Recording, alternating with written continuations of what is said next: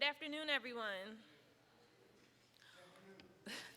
Welcome to our official Philadelphia Juneteenth Parade and Festival press conference.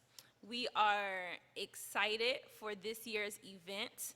We've been announcing a lot of new changes that are taking place this year. We begin our announcements in November of 2018, where we kicked off our campaign and initiative, and we are excited about the progress that we've made to get to where we are today.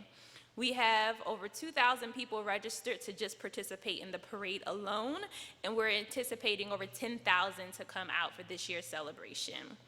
I'm now going to bring up our COO, Mr. Ali Salahuddin, who will give us welcome remarks and also introduce the mayor.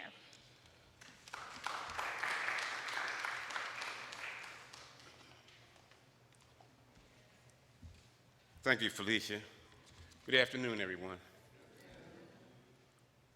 First of all, we want to just thank you all for taking the time out of your schedule to be with us today as we kick off the Juneteenth Parade and Festival. This is our 4th year, and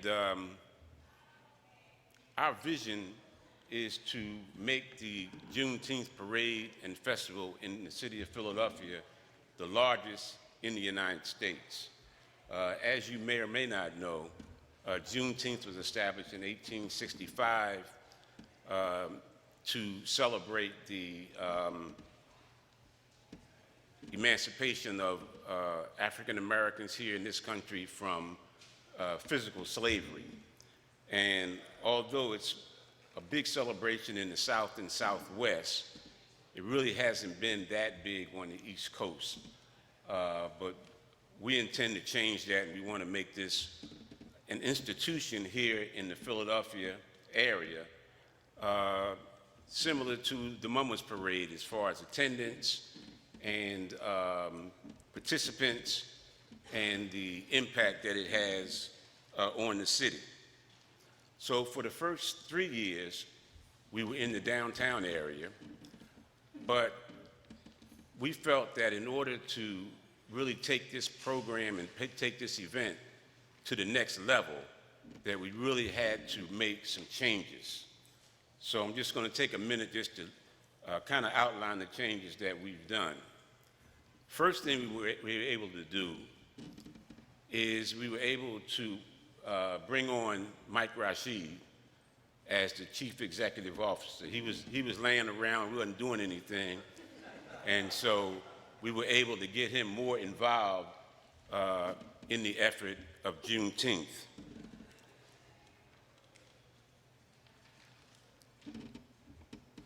Second thing we did was that we hired a new production team, which is now led by Felicia Harris from High Touch, my daughter Sonny King, Gary Shepard.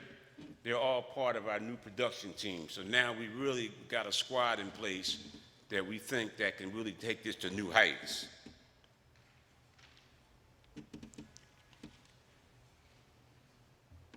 The third thing we did was that we were able to get Radio 1 and ABC to function as media partners to help us really get the word out and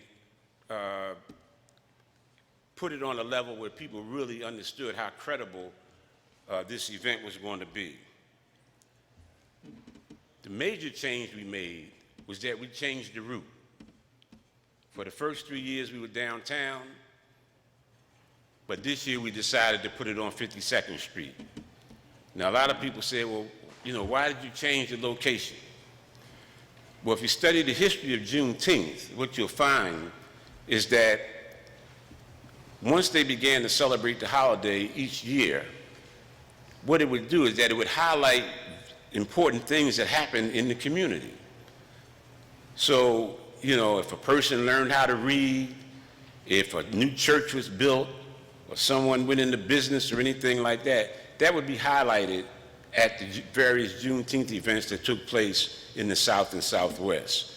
So we felt that keeping that theme, that it would be better to bring the program into the community as opposed to having it in the downtown area, because we can highlight positive things that happen in our community. So when you see the Juneteenth this year, you'll see a strong local effort.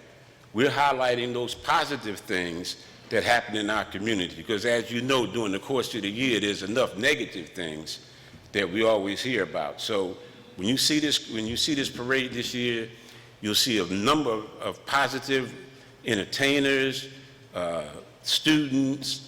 We'll be honoring the HBCUs, so it'll have a total local flavor. The other thing is that we looked at was that the economic impact that we could have, because if we're bringing 10,000 people to an area of the city, we feel it's better to bring them to the community where they can spend money with the businesses that are in that community. So that was another reason we decided to change the route. So this year, we'll start off at the shopping center at 52nd and Jefferson in Councilman Jones' district. The owners of the parking lot there or the supermarket there, the Goldenberg Group, has come on to help sponsor.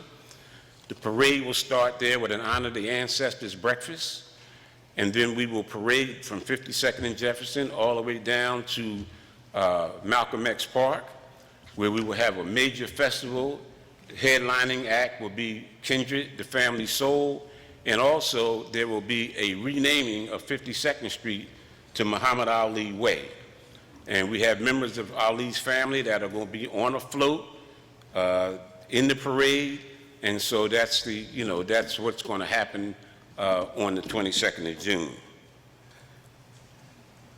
But the major thing that we did this year that we feel very good about is that we were able to bring on Mayor Kinney to be the chairperson of the host committee. The reason we wanted to do that is, number one, the city of Philadelphia is our largest sponsor. And so we felt that we should talk to Mayor Kinney and get him involved. And I gotta say, when we first met with him, from the very beginning, he was all in. He was engaged. We said, this is what we wanted to do, and the first thing that came out of his mouth was, well, we need to do this. You think we can get Meek Mills to be the Grand Marshal? You think we can get John Lewis to come in and speak? You familiar with the spiritual rockets? You think we can get them? I mean, it was all what we can do. And so, and when you look at Mayor Kinney's history, you can see how committed he is to diversity and inclusion, and especially to the African American community, because, he's responsible for the placement of the Octavius Cattle statue.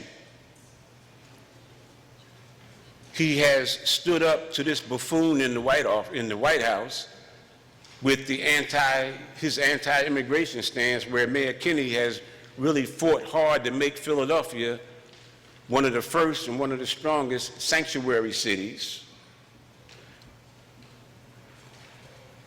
He has worked to help us make the Eid holidays or the Eid celebrations holidays in the Philadelphia school system, and he has a strong commitment to the education of our youth. So it was only fitting that we asked him to be the host of the chairperson of the host committee. So I got to say that the city has been behind us 100%. The community in West Philly has really embraced what we're doing. We've gotten tremendous support from the elected officials, Councilwoman Blackwell, Councilman Jones, State Senator Hughes, and even the business community. So they're all lining up because they're very, very excited about this. So at this time, what I want to do is that it gives me great pleasure and honor to bring before you the host, or the chairperson of the host committee, and the mayor of the city of Philadelphia, Mayor Jim Kinney.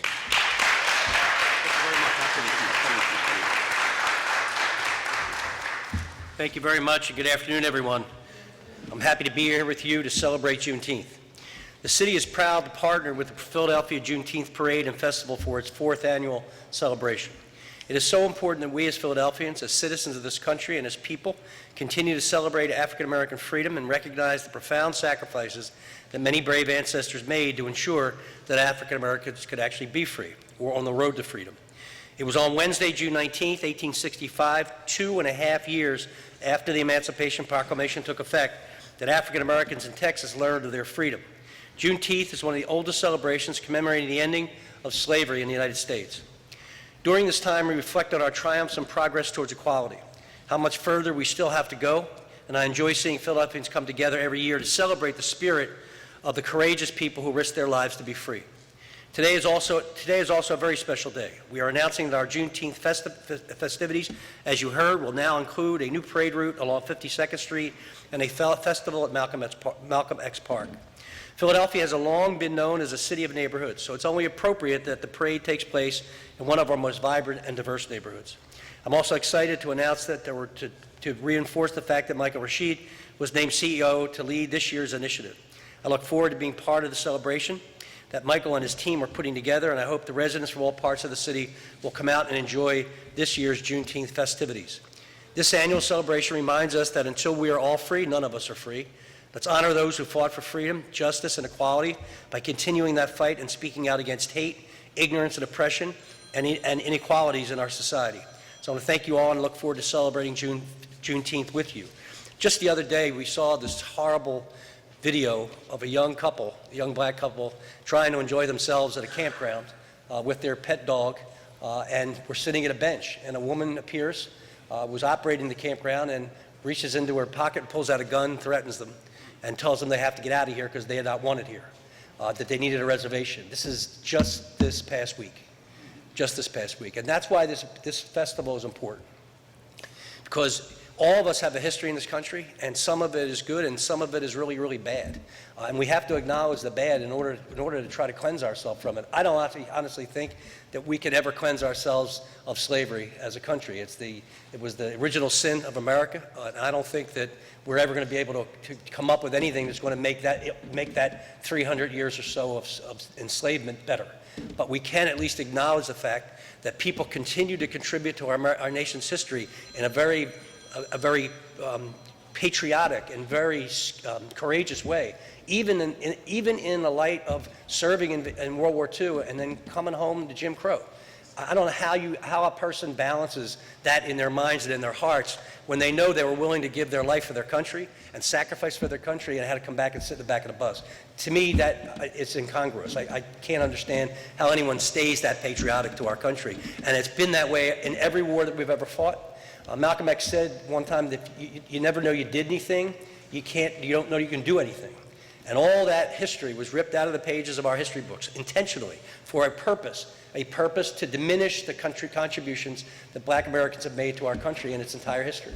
And I think that that's what the additional sin of enslavement was. It was not even acknowledging the fact that people contributed to making this country what it is. Can you imagine if the Constitution was adopted in 10 years or 5 years after the adoption that slavery was ended, what the distribution of wealth would be in this country, how people would have been able to establish their own basis of wealth instead of making white people rich, and how the land would have been distributed, and all of those things would have happened naturally. So I say that to say that we need to continue to acknowledge and celebrate the contributions that all of us have made to this country, and continue to try to work hard so that young couple in that campground won't have a gun pulled on them and tell them to get out of here, because we still got a lot of work to do. So God bless you all for your work. Thanks.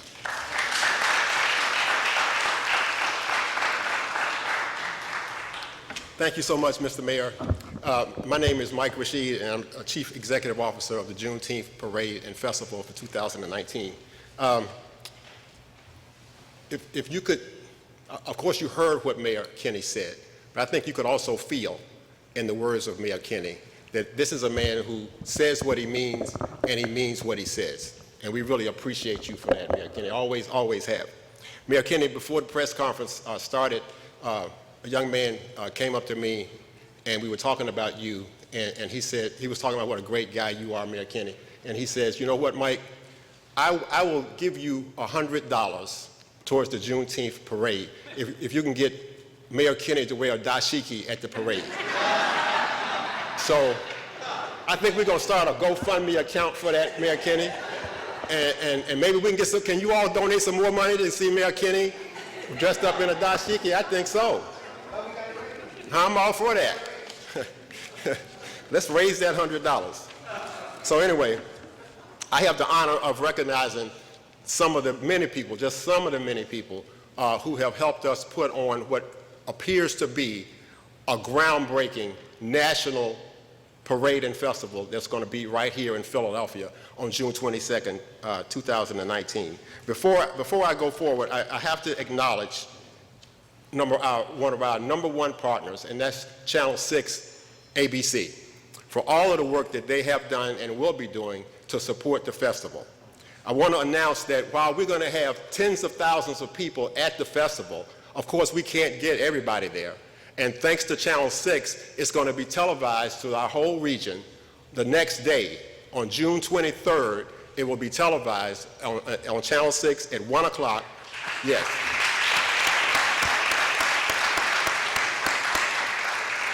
Hosted by our very own Deuces Rogers and Tamala Edwards. So please, if you can't come to the festival and parade, I hope you can, but if you can't, please make sure that you tune in that day.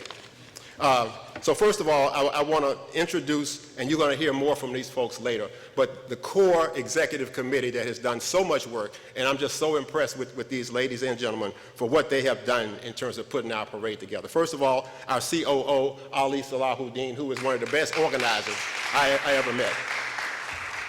Felicia Harris, the event management firm High Touch Enterprises. Felicia is here. Sonny King, our parade producer. Every week, Sonny comes in with a wonderful report about how many people are getting on the bandwagon for this parade. It's unbelievable. Helen Salahuddin, our legal counsel, is here.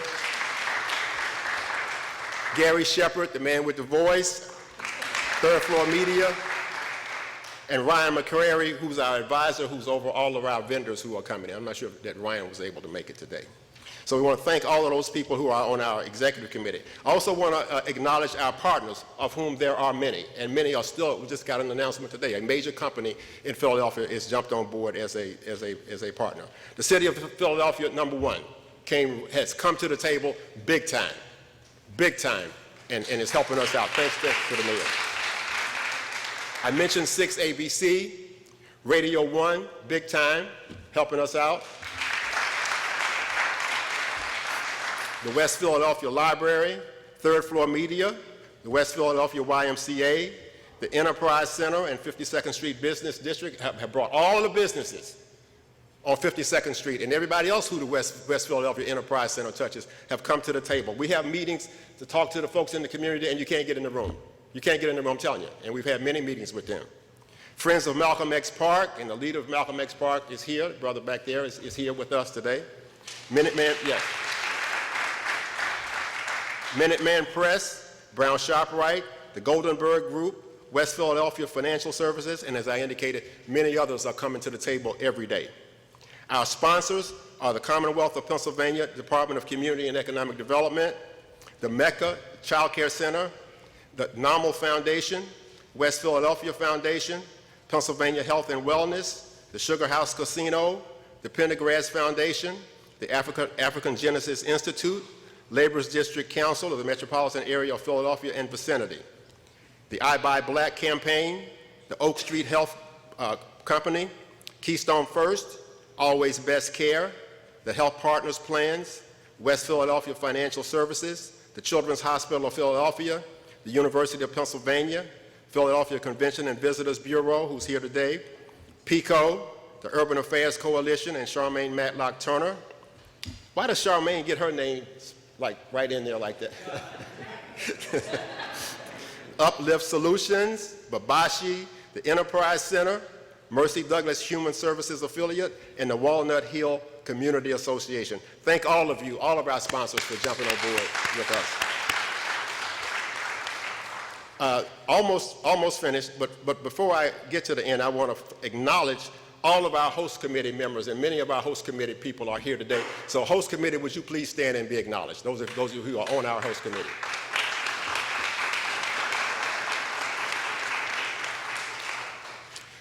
So before I give the mic up, I want to give special recognition to two people who have really been outstanding in helping us out. Ali talked about how the mayor, it was a very quick and easy conversation with the mayor. The mayor says, what can I do? Got in here and started suggesting stuff that we should do. Another person, two more people, but first I want to acknowledge Councilwoman Janie Blackwell. When we met with her, she had the same attitude. She got on the front wing, Councilwoman. As soon as we said 52nd Street, she said, oh, great. She called her staff in right then. She didn't say, let's set up a meeting. She called her staff in right there and put them on the telephone. And we got to get this, and we got to make that permit happen, and we got this. She just went crazy, helping us out. And Councilwoman, we cannot thank you enough. Not only for this parade, but also, I got the mic, I want to thank you for a career, for a lifetime of service to the people of West Philadelphia. Councilwoman Blackwell.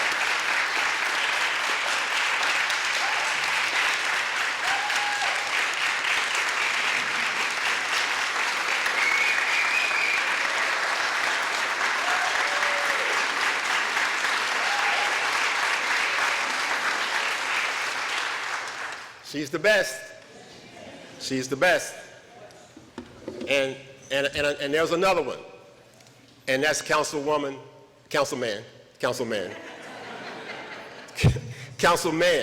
of the 4th District where we are in our parade. And that's Councilman Curtis Jones. Councilman.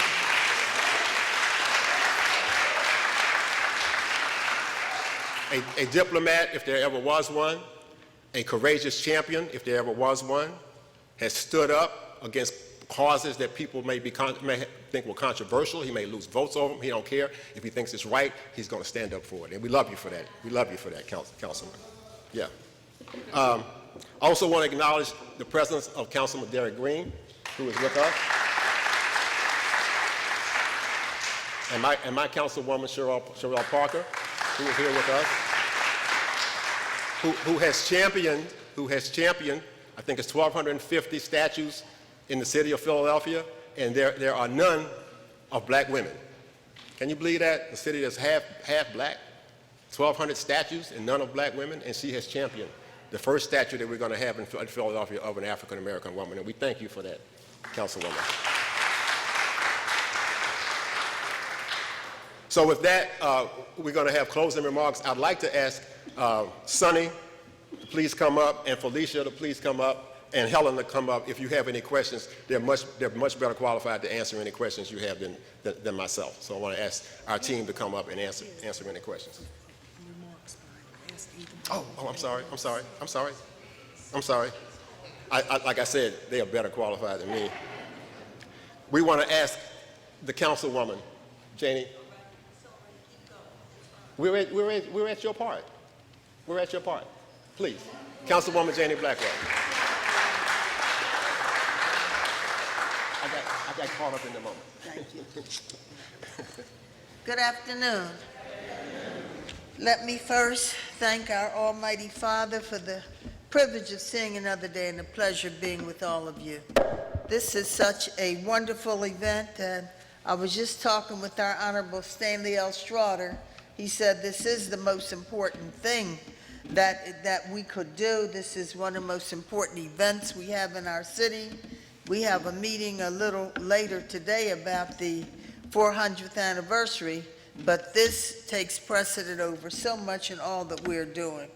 I asked my colleagues, Derek Green and Sherelle Parker and Curtis, to join me, but I want to say that we're so happy and thank all of you for being here. We have our vendors we were meeting with on 52nd Street. We see Greg Cajolan. His name is Gregorio Pat Cajolan, but you know, we from the hood. We call him Greg Cajolan, who runs Malcolm X Park. That's the way that is. And we certainly want to thank the leader for Claire Muhammad School and that wonderful institution. It does so much, and certainly we want to honor the Imam, Ken Noureddin. We thank you for being here, and thanks you for all that you are doing. And I have to thank Isak and Pete, because in West Philly, if you fighting drugs, you're going to deal with them. Because if you don't call them, they will call you and say, we're meeting, we're demonstrating, be there, and we are there. So just to all who are here, we say this is a wonderful, wonderful event, wonderful announcement. We're just proud to be a part of it. And certainly to Ali and Helen Salahuddin and all who are here, we say God bless you all. Thank you, Brother Rashid. God bless you all, and we'll see you on the 22nd. Thanks.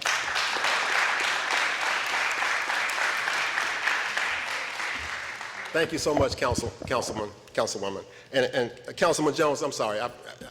We want to hear from both of you, so please, comments, please.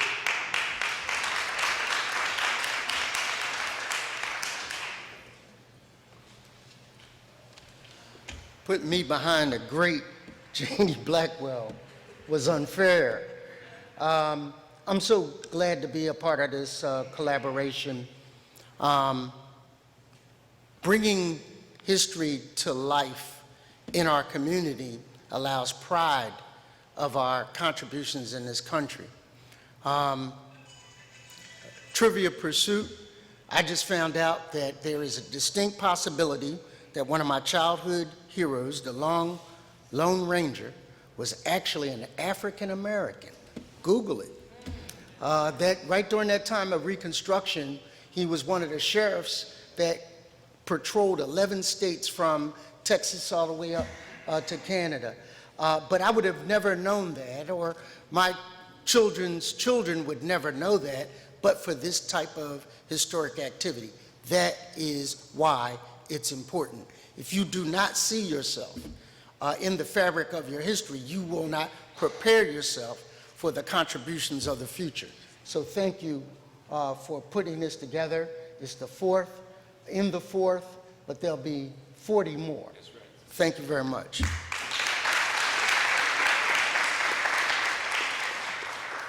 Okay, breaking news. Channel 6, Channel 10, Channel 3. Breaking news for tonight. The Lone Ranger was a black man. Let's put that out there. Put that on television. Your ratings will go much higher. But that's just one tidbit that has not been known.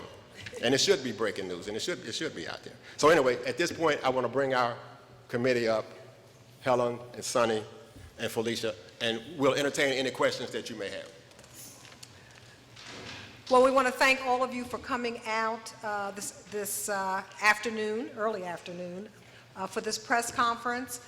We will open the floor for questions. Before we do, I'd like to introduce Ryan McCrary. Ryan, can you stand up? He's also on our team. He came in after Mike did the announcement. As for McCrary Financial Services. And anybody from the 52nd Street business community, if you're here, can you stand, please? The 52nd Street, thank you so much. We consider you guys to be our hosts. So thank you for hosting us on June 22nd for our wonderful, wonderful Juneteenth parade. We're going to make you proud. We are sure of that. So, is anyone interested in asking any questions? I've got my team up here. So, yes, ma'am. So it may be early to ask about this, and maybe the City Council can chime in. Are there any efforts or talks yet about making Juneteenth a city holiday? We have not had that conversation with the city this year. However, there has been an ongoing effort, as many of you may know, to make Juneteenth a holiday. There's been an effort in the state. There's a state representative who has actually written a bill and introduced it several times, but getting it passed out of committee has been a work in progress. So we are we would like to work on that. That is certainly something that we believe should happen, and that is on our agenda. Thank you. Yes? Yes, have you reached out to the Department of the American Peace? I heard the mayor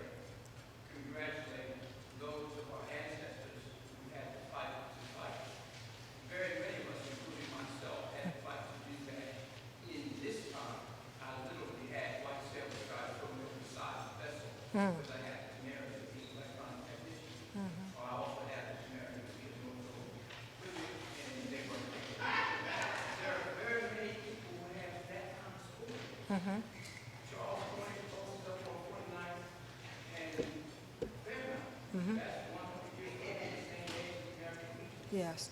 Well, yes. Well, thank you. Thank you for that question. And actually, we've reached out for all of the American Legions throughout the city. We're not limiting that to just one in that particular neighborhood. You will see some presence of that. Sonny, can you tell them about the presence of the soldiers and who's going to be in the parade? So we have 2,000, a little over 2,000 participants in the parade, which include veterans organizations, Tuskegee Airmen. We have a lot of drill, dance teams, nonprofit organizations, businesses. So within the actual marching of the parade, we do have a lot of veteran organizations that will be there to represent.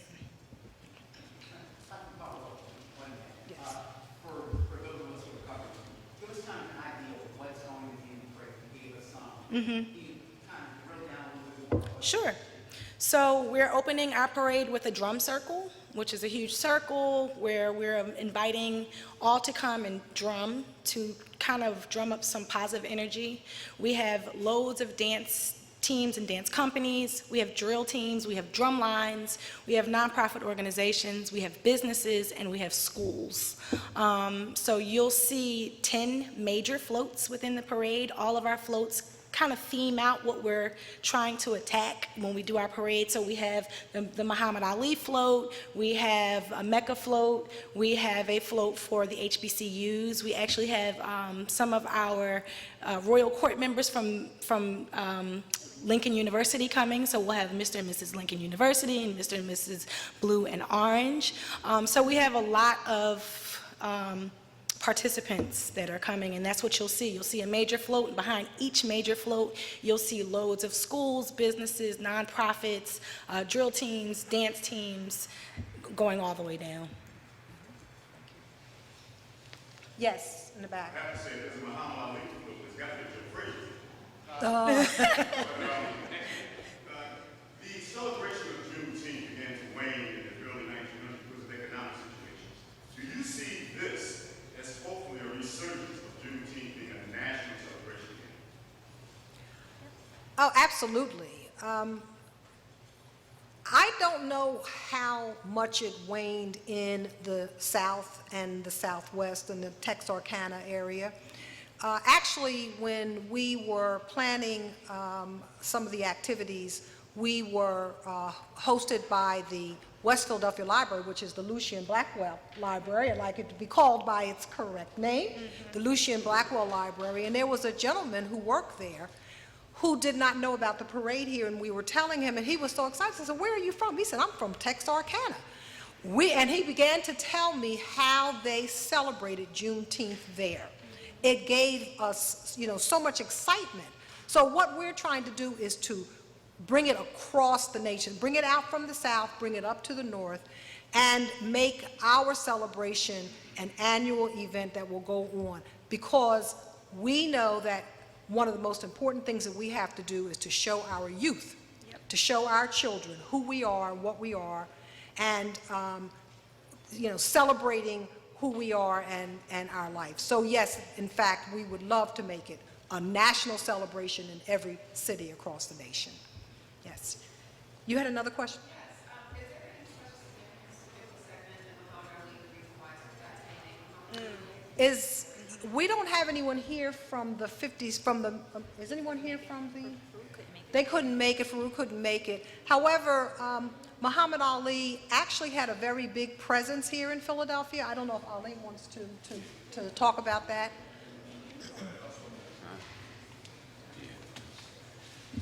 Well, two things about Ali. First of all, I don't know if you know, but he used to live in West Philadelphia in the early, I guess late 60s, early 70s. As a matter of fact, the house he lived in, he sold that to Kobe Bryant's parents.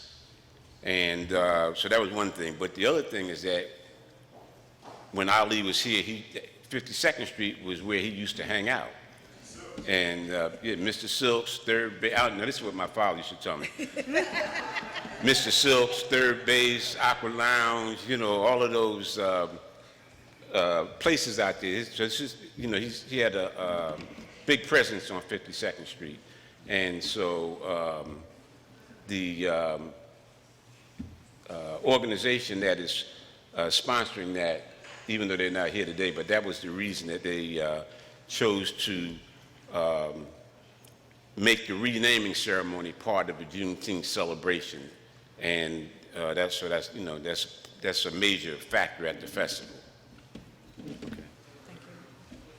I saw a hand in the back. Yes. I just wanted to acknowledge, my name is Gwen Rags. Hey, Gwen. Hi, how are you? I'm Jake Justin Ragsdale. My husband and I are the owners of the Curator for the Let's Be Forget. Yes. I want to thank the committee for giving us a grant table so that we can bring in some of our tools of enslavement. We're the only museum in Philadelphia that actually had actual shackles and items that were used in the transatlantic slave trade. And we're also going to have an exhibit of what Juneteenth was all about. Quite frankly, a lot of our people do not know. Yes. And I mean black people as well as white people. So it's important that we recognize that this is a celebration of resilience and strength of enslaved people who, for 2 years, didn't even know that they were free. That's correct. Yes. So I implore people to stop by and see the table and learn about Juneteenth and teach your children about it. And hopefully, as we get more encouraged about it, we can support others and let them know that we really need a national holiday. Yes. Thank you, Gwen, and thank you for all that you do with your museum. If anyone's not familiar with it, Lest We Forget Museum is a fantastic place to teach yourselves and your youth. So do stop by. They're located now in Germantown. However, we are also providing a group of tables for nonprofits. We are having a festival. If you want to talk a teeny bit about, just shortly about the festival. So there will be a festival in Malcolm X Park. The festival actually starts as early as 12 p.m., and it will go all the way until 7 p.m. And we have close to 100 vendors as of today already signed up. We actually met with our vendors this morning, and we have a wide range from health resources to nonprofits to corporations, insurance companies. A lot of the organizations participating in the parade also have resource tables at Malcolm X Park. We will also have live entertainment on the main stage at Malcolm X Park, and Kindred the Family Soul will be our headliner, really representing the meaning of community and family. Thank you, Felicia. And you know, Kindred Family Soul, that's a Philadelphia group, and they live in the West Philadelphia area. So, you know, it all ties in. Are there any other questions? Yes.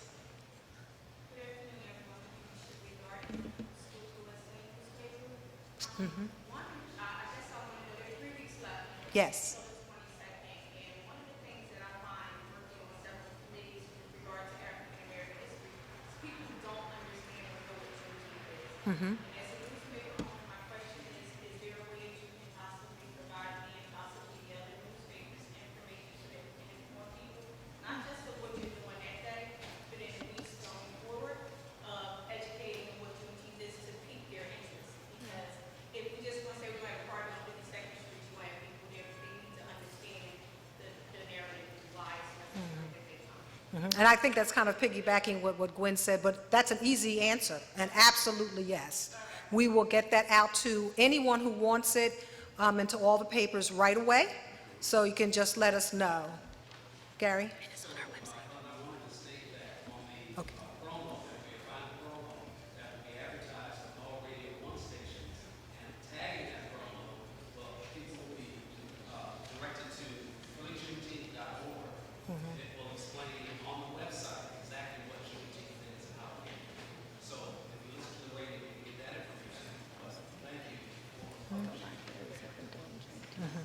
So we can, so as Gary said, that you can get that information also on our website.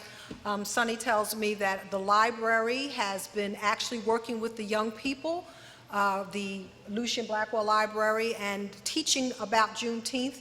Also, we are going to be with Global Leadership Academy, which is a school on 52nd Street, and they're also working on Juneteenth information for their youth, and one of their young people is going to do a presentation at the Honor the Ancestors breakfast about Juneteenth. So we are on it. Believe me, we're on it. There's a question right here. Yes, ma'am. Yes, if individuals or small businesses want to contribute at this point, how do they do that? You can do it on our website. Felicia can tell you. If you go to our website, juneteenthphilly.org, you can donate there. There's still opportunity for sponsorship.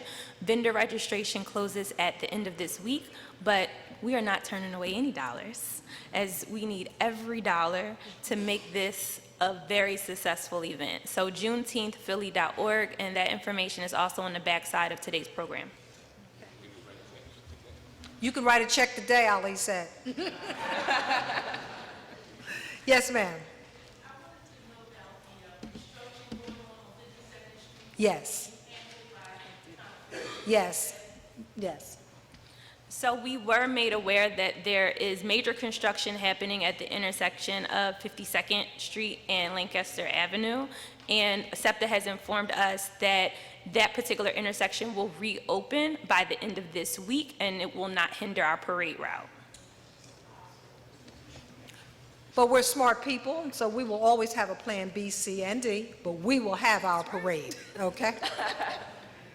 Any other questions? Yes. One clarifying question. When does the parade start? What time does it end? When does the events at Malcolm X Park start? Go ahead, son. The Honor the Ancestors breakfast starts at 10 o'clock in the morning. It goes for an hour until 11. The parade actually kicks off at 12 p.m. It takes about 3 hours, so it'll be over 3, at the latest 3:30. And then from 3 to 4 p.m. is the street naming ceremony for Muhammad Ali Way.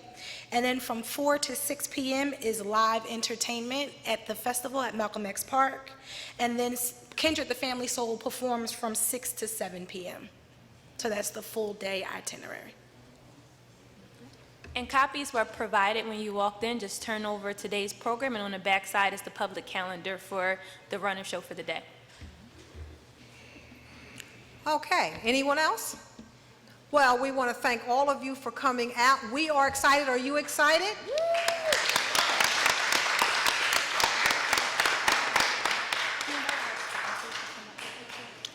Okay.